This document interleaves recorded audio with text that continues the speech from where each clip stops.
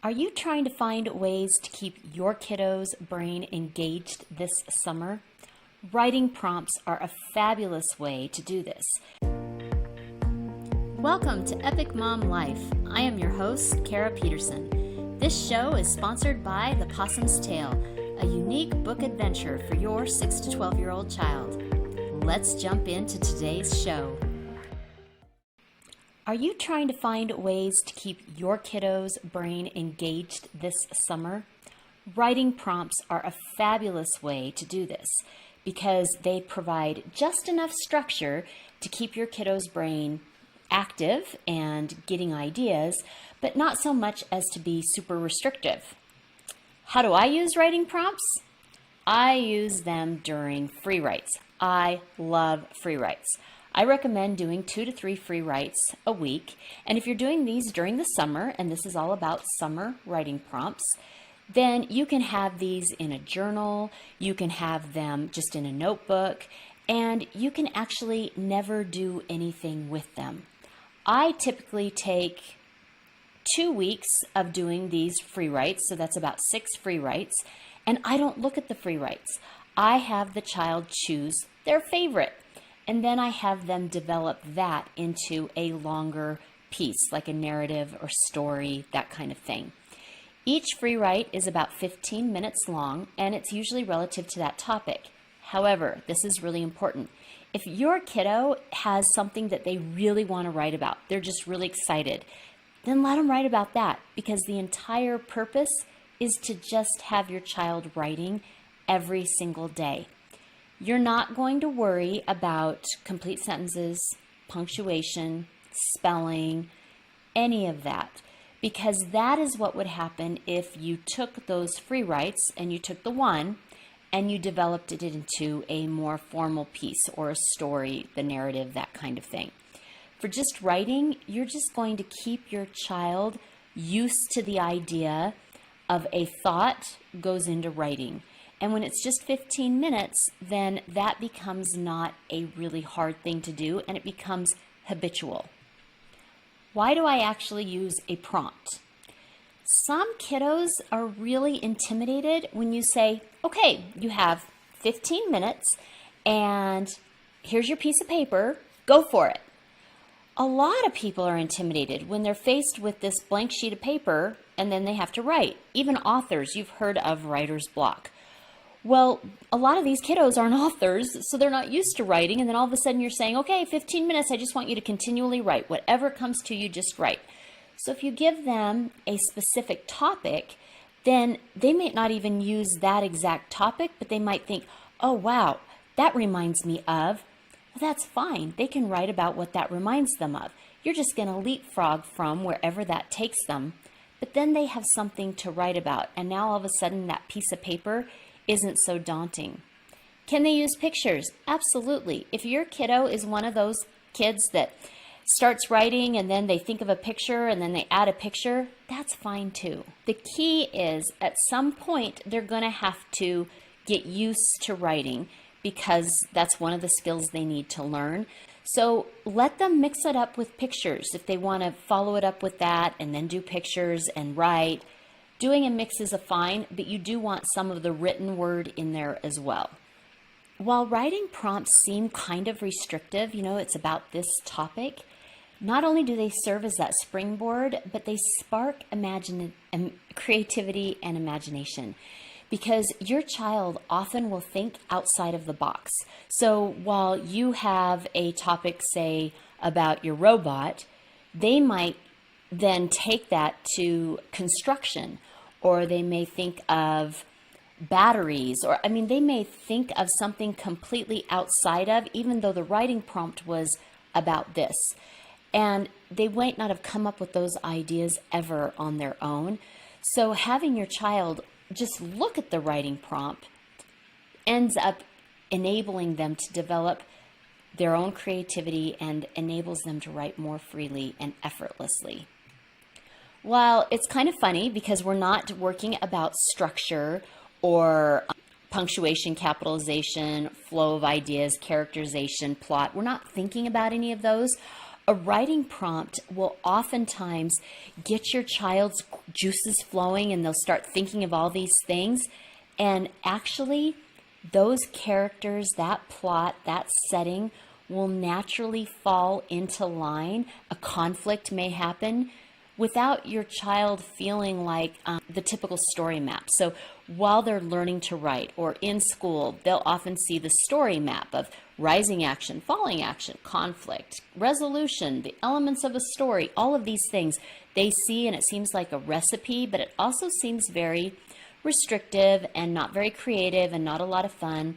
Writing prompts often give your children this natural desire to create all of that because they're having fun developing a story around that.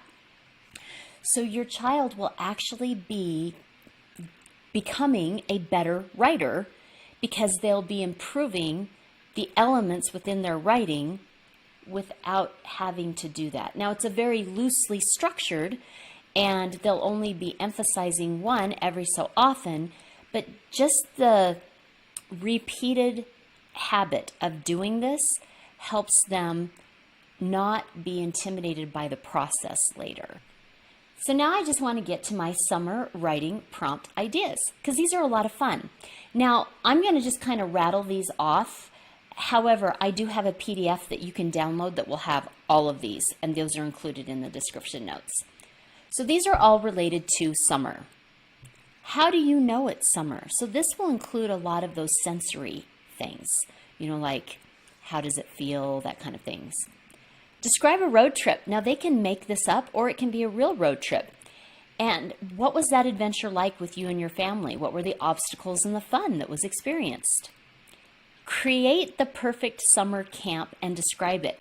This may be anything from like a Pokemon Go kind of thing to a swimming thing. This might be a look for the Loch Ness Monster. I have no idea what your child's perfect summer camp is, but it doesn't have to be one that already exists. This can be totally off the rails. Explain your favorite summer hobby and why do you love it? Sandcastles. That's just it. You can create an entire story based on sandcastles. You can talk about if you've ever been to a sandcastle competition. Those actually exist. We go. We love these.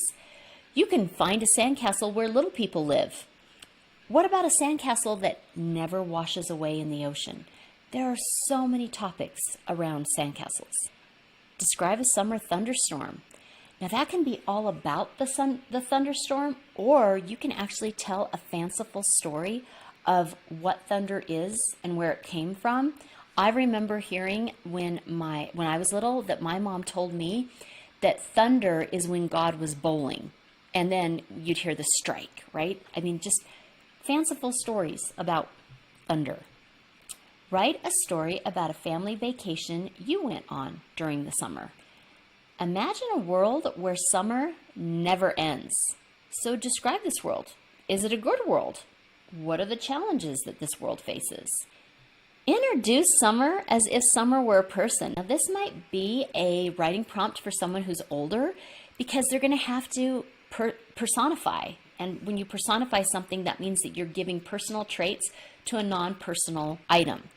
So a lot of people personify animals. That's a lot easier, but summer is an item. So you're going to have to personify summer. So what kind of personality does summer have? What does summer like to do? Does summer have favorite foods or colors? That kind of thing. If you owned a food truck and you only ran it during the summer, what kind of food would you sell? Who would your customers be? Why would they love that food truck? Why would you only be able to use it during the summer? That kind of thing. Okay, these are imagine you are. So these are more fanciful. So imagine you are a mermaid. Write a diary entry, or several, about life in the ocean. You're a dragon.